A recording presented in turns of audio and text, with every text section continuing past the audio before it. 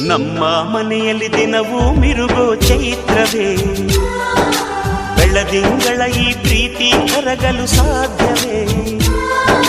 ನಮ್ಮ ಮನೆಯಲ್ಲಿ ದಿನವೂ ಮಿರುಗೋ ಚೈತ್ರವೇ, ಬೆಳದಿಂಗಳ ಈ ಪ್ರೀತಿ ಕರಗಲು ಸಾಧ್ಯವೇ?